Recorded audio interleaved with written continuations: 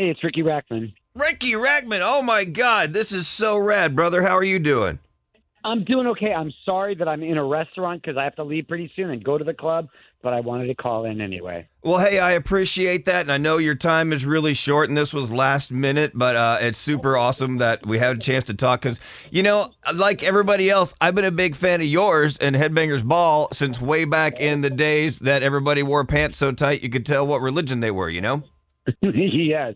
And the sad thing is when you see people that are now in their 60s still trying to wear those pants, I'm like, no, stop tucking your boots in. No.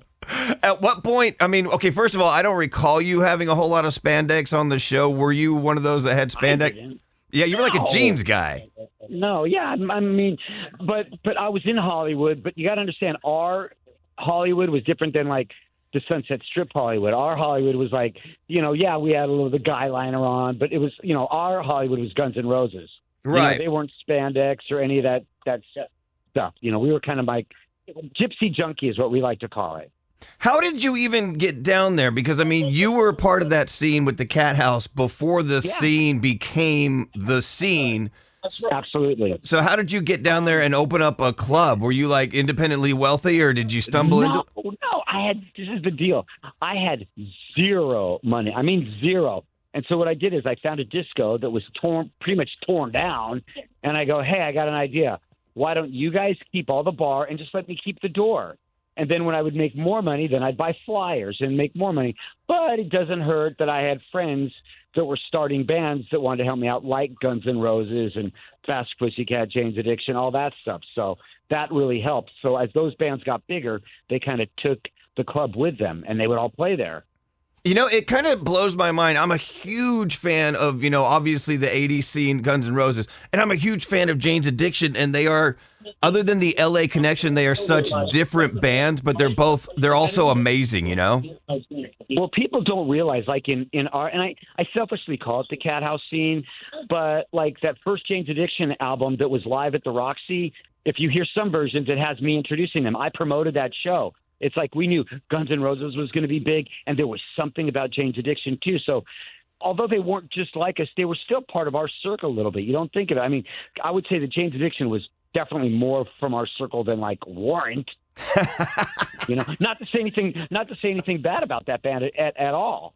But, yeah, but you could tell there were some bands that were legitimately there, and there were some bands that were kind of the record label, we're going to turn something into it, Yeah, well, the problem was after some of these bands got big, then that's all they wanted. So, everybody got signed in LA. Everybody had a record deal. So you were friends with everybody, like when it was Hollywood Rose and everything before Guns N' Roses? No.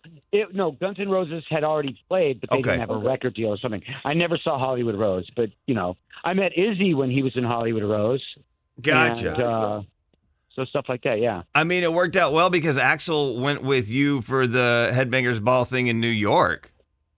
I sure didn't get it on my talent. if it's who you know, okay, I'll take that. It helped. And, and this many years later, it helped the Cat House. I ended up, I tour all over doing a spoken word show called One Foot in the Gutter. Hope to be out here in Florida in October. And, I'm having a great career, and I'm sure it all had to do with stuff that happened at the Cat House. So when you're coming on some of those comedy tours, are you making those also your big, long bike adventures, or are you going to give yourself a bus or a plane? Well, first let's talk about this comedy tour, okay? It's not. This is I'm not a comedian, okay? I'm going to be on stage tonight at a comedy club between all these comedians with Crag Gass and Chris Kael, who are our comics. And I'm not a comedian, but I'm going to go up there and try it. But I just, when I do my show, I just want everybody to have their expectations really low when I'm on stage so I don't let them down.